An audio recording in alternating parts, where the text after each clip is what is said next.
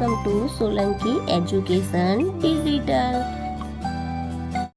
ચાલો આજે આપણે શીખીશું ધોરણ 5 ગણિત ગમ્મત સ્વાધ્યાય પોથી પાઠ છે તો તું મારો ગુણક હું તારો અવયવ છે। એક સૂચના મુજબ કરો।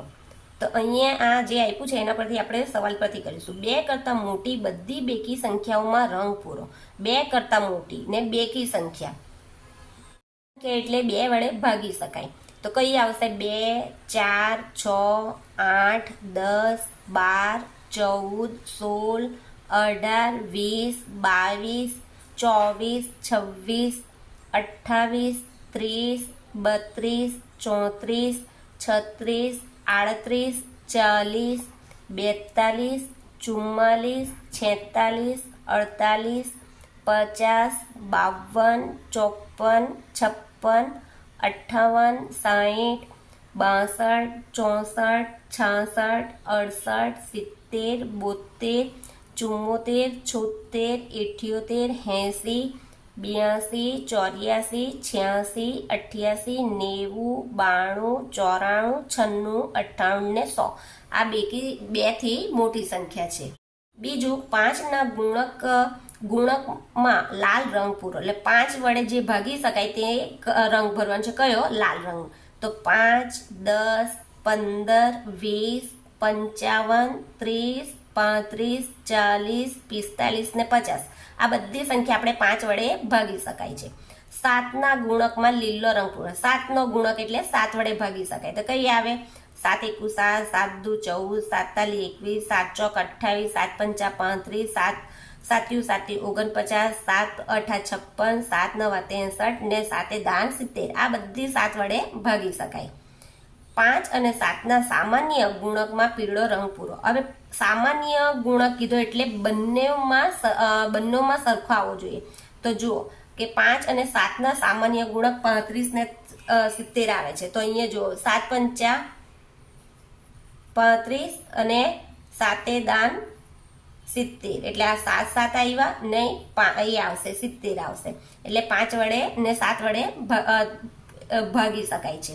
એટલે 35 ને 70 આવશે। બાકી રહેતી સંખ્યા લખો। તો બાકી કઈ કઈ સંખ્યા રહી છે?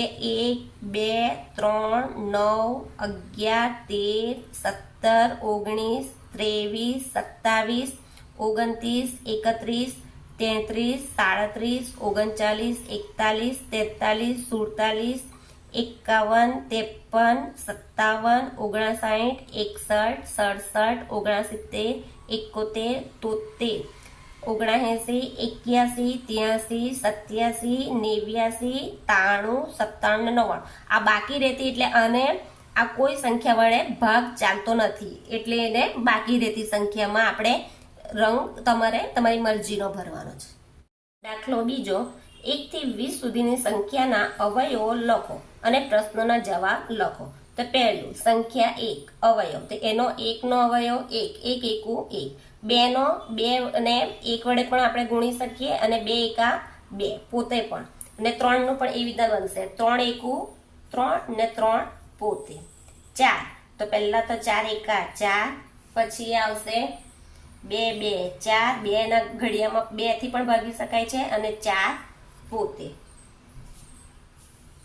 પછી 5 તો 5 માં પણ પહેલા 1 વડે ગુણી આપણે અવયવ કરી શકીએ 5 એકા 5, પછી 5 પોતે।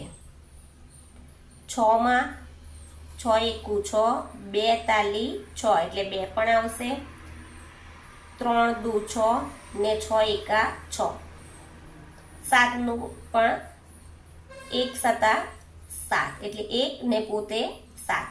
8 8 ના પણ 1 8 એકુ 8, પછી 2 ચોક 8, 4 દુ 8 અને 8 એકા 8। 9 9 નું 9 એકા 9, 3 તાલી 9 અને 9 પોતે। 10 10 ના કેવી રીતના પડશે? 10 એકા 10, 2 પંચા 10, 5 દુ 10 અને 10 પોતે। 11 11 ના પણ જો 1 આવશે, 11 એકા 11 ને 11 પોતે આવશે. પછી 12, 12 ના પહેલા 12 એકા 12, 2 છંગ 12, 3 ચોક 12, 4 તાલી 12, 6 દુ 12 અને 12 પોતે. 13, 13 નો પણ 13 એકા 13 અને 13 પોતે. 14, 14 ના પણ જો 14 એકા 14, 2 સત્તા 14, 7 દુ 14 અને 14 પોતે. 15, 15 ના 15 એકા 15, 3 પંચા 15, 5 તાલી 15 અને 15 પોતે. 16, 16 ના 16 એકુ 16, 2 ના ઘડિયામાં આવે છે, 2 અઠ્ઠા 16, પછી 4 ચોક 16, 8 દુ 16 અને 16 પોતે. 17, જે સંખ્યાના અવયવ નહીં પડતા હોય તો એની બે અવયવ તો પડે જ, એક પડશે ને એક પોતે જ, એટલે જે સંખ્યા હશે તે પોતે જ રહેશે, એટલે 17. 18, 18 ના પણ જુઓ, 18 એકુ 18, 2 નવા 18, 3 છંગ 18, 6 તાલી 18, 9 દુ 18 અને 18 પોતે. 18 એકા 18. 19, 19 ના પણ 19 એકા 19 ને 19 પોતે. 20, 20 ના 1 એકુ 1, 2 ગુણ્યા 10 એટલે 10 દુ 2 દાન 20, 4 પંચા 20, 5 ચોક 20, 10 દુ 20 અને 20 એકુ 20. 4 ના અવયવો કેટલા મળ્યા? કયા કયા? તો 4 ના અવયવો 3 મળ્યા છે. કયા? 1, 2 ને 4. અહીંયા 4 ના અવયવ કયા મળ્યા છે? 1, 2 ને 4. 7 ના અવયવો કેટલા મળ્યા છે? કયા કયા? તો 7 ના 2 અવયવ મળ્યા છે, 1 અને 7. 12 ના અવયવો કેટલા મળ્યા છે? કયા કયા? તો 12 ના અવયવો કેટલા મળ્યા? 1, 2, 3, 4, 5, 6. તો કયા કયા છે? 1 છે, 2 છે, 3 છે, 4 છે, 6 ને 12. એટલે આપણને અવયવ કેટલા મળ્યા? 6 અવયવ મળ્યા છે. 1, 2, 3, 4, 6 ને 12. 6 અને 12 ના સામાન્ય અવયવો કેટલા કયા કયા? તો 6 અને 12 માં સામાન્ય અવયવ એટલે તમને આગળથી હું બતાવીશ, પણ સામાન્ય એટલે બંનેમાં સરખા હોવા જોઈએ. તો કઈ સંખ્યા? જો 2 તાલી 6 તો 2 પણ આવશે, 12 માં પણ 2 છંગ 12 આવશે, પછી 3 દુ 6 અને 3 ચોક 12 એટલે 3 પણ આવશે. 12 અહીંયા 6 છે તો 6 એકુ 6 અને 6 દુ 12 એટલે 6 પણ આવશે. સામાન્ય સરખા. 16 અને 18 માં સામાન્ય અવયવ કેટલા છે? કયા કયા? 18 માં સામાન્ય અવયવ કેટલા છે? કયા કયા? તો 16 ને 18 માં સામાન્ય અવયવ 2 છે.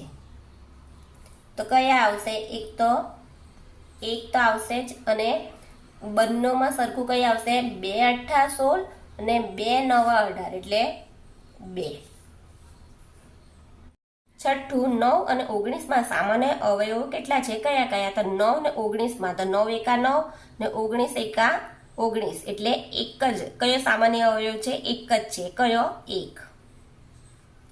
સૌથી ઓછા અવયવ કોને મળ્યા? સૌથી ઓછા અવયવ એકને છે. દરેક સંખ્યાનો સૌથી નાનો અવયવ કયો છે? તો દરેક સંખ્યાનો સૌથી નાનો અવયવ 1 છે. દરેક સંખ્યાનો સૌથી મોટો અવયવ કયો છે?